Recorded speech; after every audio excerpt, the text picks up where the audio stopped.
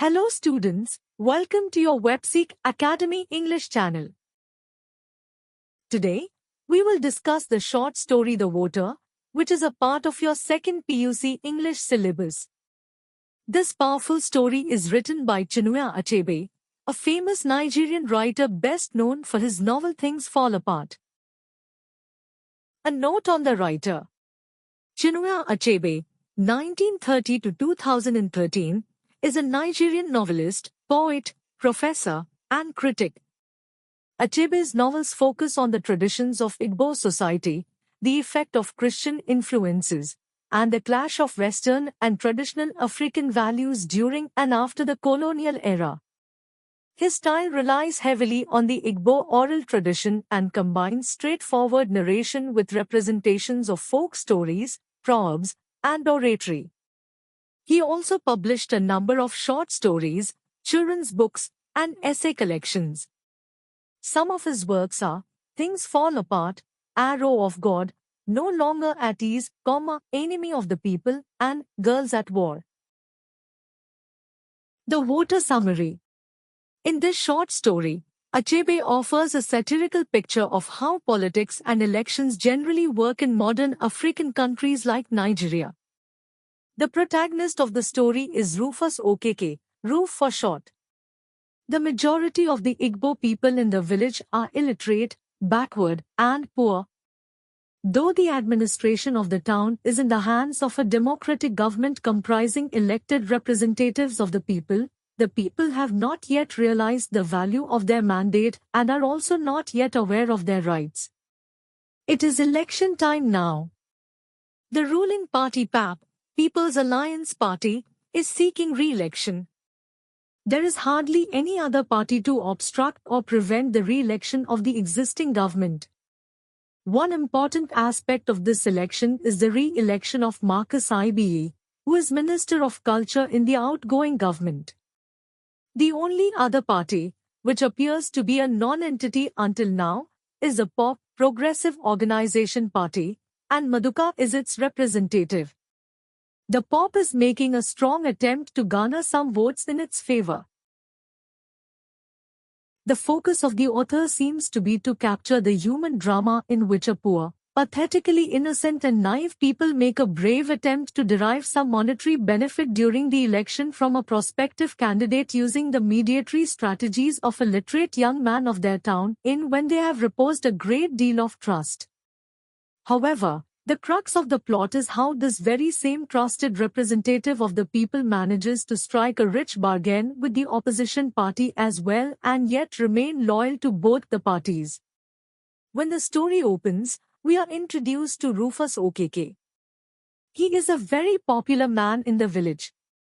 His popularity is due to the fact that unlike people of his age, Ruf has not abandoned his village seeking work in the towns. Secondly, he is also not the village loud. People like him because they believe that he has given up a bright future and come back to their village on his own after spending 2 years as a bicycle repairer's apprentice in Port Harcourt with the intention of guiding the people of the village.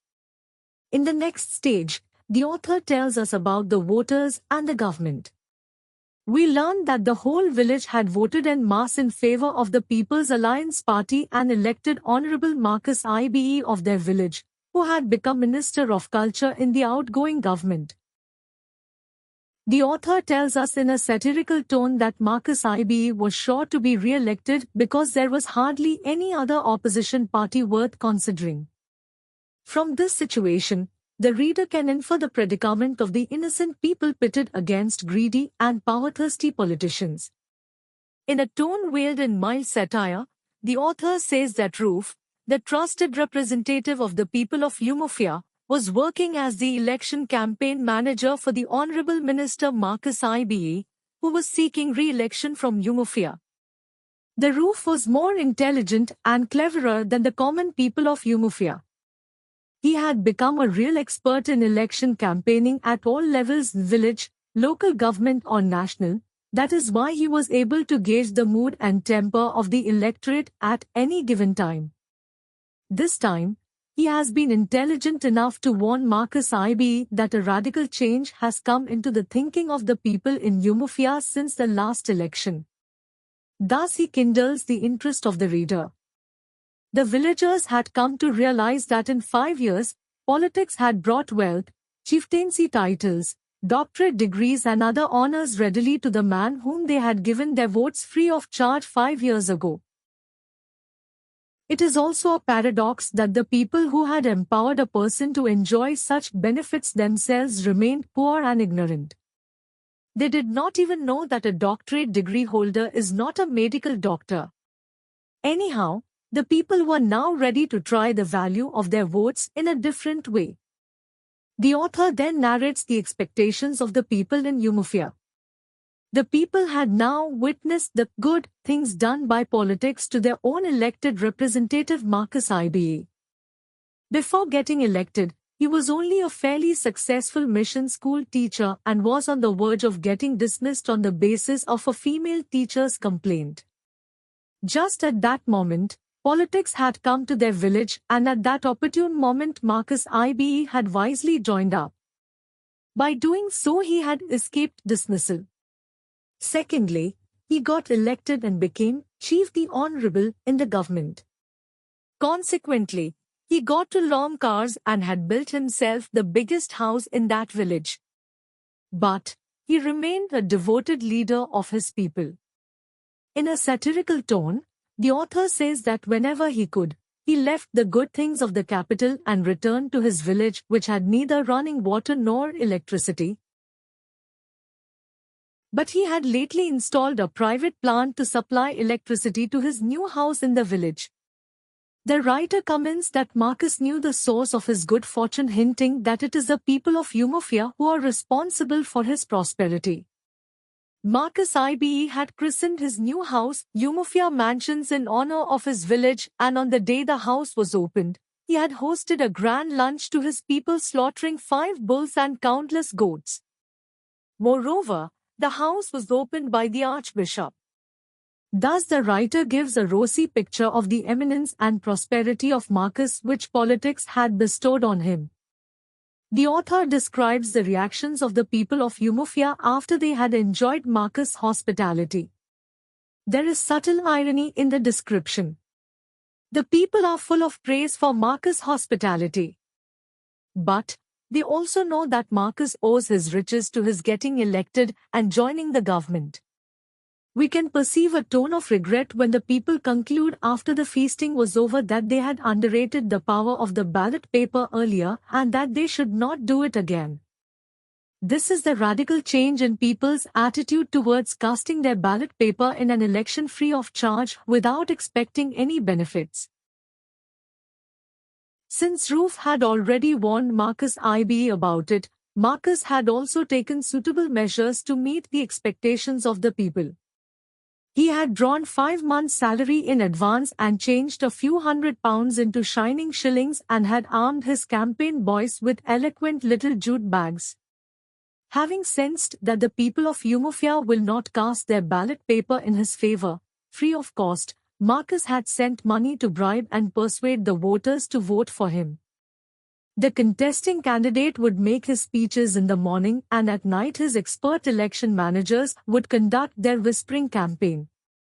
Here, whispering campaign refers to the way election managers visit voters' houses in the evening after sunset and tell the voters about the prospect of their candidate becoming minister. Thereby they appeal to people's self-esteem and the honor that is going to be bestowed on their town and finally bribe them into casting their vote in favor of their political party. We see how the radical change in people brings about a change in the nature of the election process and affects the sanctity of the people's mandate. We witness a whispering campaign conducted by Roof in the house of Ogbufai Ezenwa, a man of the high traditional title. Roof addresses a group of elders and tells them that his party pap has made a man of their village a minister in the outgoing government. Roof tries to argue that it is a great honor for one of their sons to be singled out for this honor. Then he tells them that PAP leaders look upon Umuofia with a favorable attitude, and whether they cast their vote in his favor or not, PAP will form the government. He also tries to hint at the promise made by PAP to the people of Umuofia that they will give pipe-borne water to their village. After Roof had finished talking, Ogbufai Ezenwa spoke to Roof. He tells him that they believe as true every word he has said, and every one of them would cast his vote for Marcus. He also promises to get their wives' votes too in his favor. But he then tells him straightaway that it is shameful to accept 2 shillings for their vote. He then says that if Marcus were a poor man, they would give their vote free as they had done it before. Then the old leader argues that Marcus is a great man and does his things like a great man. Then he tells Roof that they did not demand money before and they will not ask him in future. The writer also uses the same language to mock at Roof. He says that Roof had also lately been taking down a lot of firewood from Marcus. The previous day, he had taken a rich rope from Marcus. Moreover, Marcus himself had rebuked his wife when she objected to Roof taking his 5th bottle of beer from the refrigerator.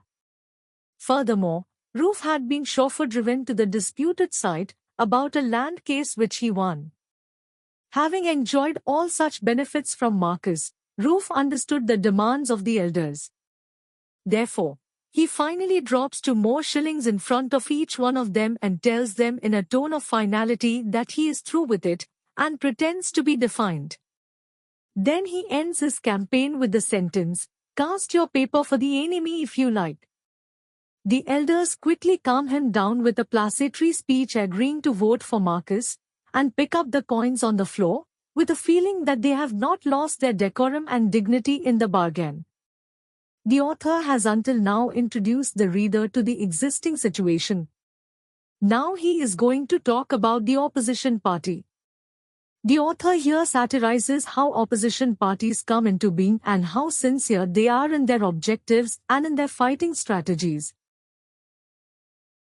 In his whispering campaign, Roof had asked the elders, in the end, to give their vote to the enemy. The enemy of PAP was a new party called the Progressive Organization Party, POP. It had been formed by the tribes down the coast. The founders of the party claimed that they had founded the party to save themselves from totally political, cultural, social and religious annihilation. The party organizers of POP knew that they had no chance of winning against the PAP, yet they had taken the plunge for a straight fight with PAP. They had provided cars and loudspeakers to a few rascals and thugs to go around and make a lot of noise. The author hints that they had also spent a lot of money in Umuofia. The writer comments that such money will only make the local campaigners very rich. The action now reaches the climax. The writer tells the reader that as the election day was approaching nearer, for Roof everything was moving as planned. One evening the leader of the POP campaign team comes to visit Roof. Although they were well known to each other, his visit is cold and businesslike. He places £5 on the floor before Roof and tells him that they want his vote. Roof immediately gets up from his chair, closes the outside door carefully and comes back to his chair. Within that short time Roof has weighed the proposition. Roof tries to give a reason to the other person for not accepting his proposition. Roof tells him that he was working for Marcus and it would be very bad to accept it. But the other person had come prepared for such an answer. So he tells him that Marcus would not be there when Roof puts his ballot paper in the box. Then, in a dismissive tone, he tells Roof that they have plenty of work to do that night, and asks him whether he is going to accept it or not. Roof asks him whether anyone would talk about it outside. The other man tells him categorically that they wanted votes and not gossip. Roof accepts the money. Then they get Roof to swear that he would vote for Maduka in front of a little object called Ivai, which had been brought from Babanta. However, Roof does not hesitate but says aloud that he would cast his vote for Madhuka, failing which the IYI will take note. The other man is satisfied and leaves. Before he leaves, Roof tells him that Madhuka has no chance of winning against Marcus. But the other person tells him that it would be enough if he gets a few votes that time, and he would get more in the following election. All that they wanted was to make the people know that Madhuka will give pounds and not shillings. The narrator describes the town and the mood of the people. We learn that Chief the Honorable Marcus IB was doing things in grand style. He hires a high-life band from Umuru and stations it at a distance considered lawful. Many villagers dance to the music before proceeding to the booths. Some people shake hands with the great man, Marcus, and congratulate him in advance. Roof and his campaign boys give last-minute advice to the people and try to win Marcus' appreciation. The writer then tells us that Marcus was a stickler for details. He wants to ensure that not a single vote goes to the other party. Therefore, as soon as the first rush of voters is over, he promptly asks his campaign boys to go one at a time and put in their ballot papers. He asks Roof to go first. Roof dashes off towards the booths without any hesitation. After the electoral officer has explained to him about the two boxes, he goes in and sees the two boxes, one of which has the picture of the car and the other, the head. Roof brings out his ballot paper and looks at it. He does not like to betray Marcus even in secret. For a few seconds, he feels like going back to the other man and returning his £5. Then he realizes that it is impossible because he has sworn on that IYI. Then he recalls the red £5 notes. Roof's mind works quick as lightning. He folds the paper, tears it into along the crease and puts one half in each box. He puts the first half into Madhuka's box and says to himself aloud, "I vote for Madhuka," and comes out.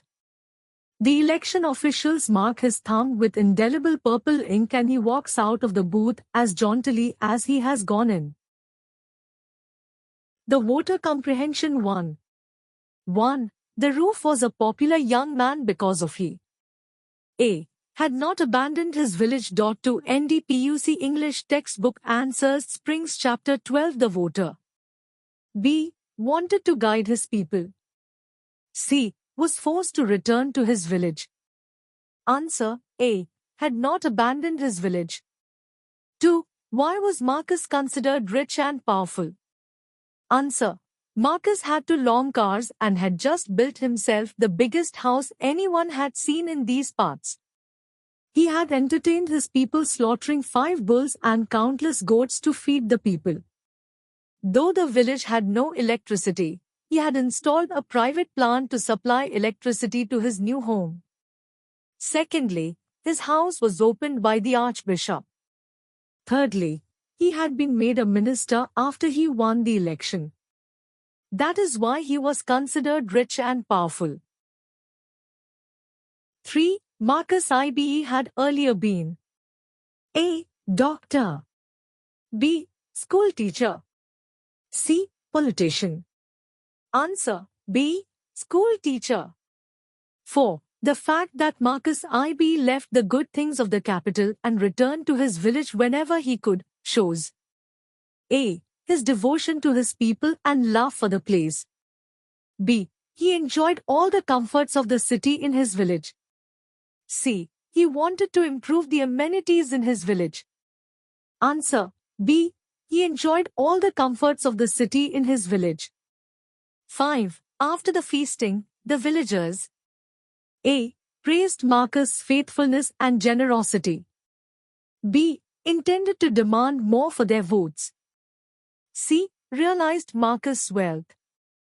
Answer C. realized Marcus' wealth. 6. The whispering campaign is A. secret campaigning at night. B. bargaining for votes. C. clandestine distribution of money. Answer C. clandestine distribution of money. 7. The village Ida Isenva tilted the lamp a little because A. He could not see properly. B. The place was too dark. C. He wanted to confirm the amount paid to each. Answer. C. He wanted to confirm the amount paid to each. 8. Firewood refers to A. Roof taking advantage of the situation. B. The advantages of being a voter. C. The benefits the elders received. Answer. C. The benefits the elders received. 9. Roof and the leader of the POP campaign team were A. Friends. B. Strangers. C. Acquaintances. Answer. A. C. Friends acquaintances. 10. The roof was mesmerized by A. The red notes on the floor. B. The picture of the cocoa farmer. C. The POP campaign leader. Answer. A. The red notes on the floor. 11. Roof's act of inserting the torn ballot papers in 2 boxes signifies A. Keeping his promise. B. Appeasing III. C. Absolving himself of his guilt. Answer. C. Absolving himself of his guilt.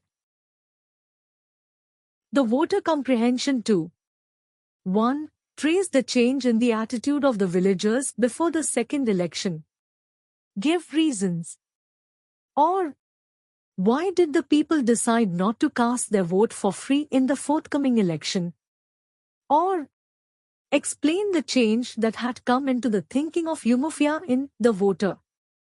Or, trace the reasons behind the radical change that had come into the thinking of Umuofia in the voter.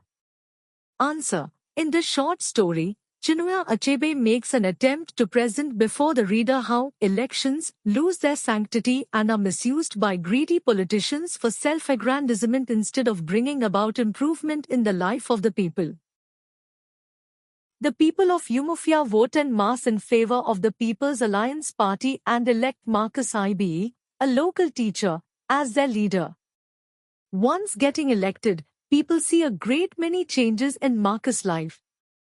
Their elected representative becomes wealthy, is awarded chieftaincy titles and doctorate degrees, besides many other honors. He also builds a huge mansion in his native village and names it Umuofia Mansions. He spends most of his time in the capital and comes back to stay in his village mansion sometimes. The villagers do not have running water and electricity, but he gets a private plant installed in his village to supply electricity to his new house. To top it all, his new house is opened by the Archbishop. On the day the new house is opened, he hosts a grand dinner to all the people of his village, slaughtering 5 bulls and countless goats. The common people realize that winning an election can change an ordinary mission school teacher into a wealthy and powerful man.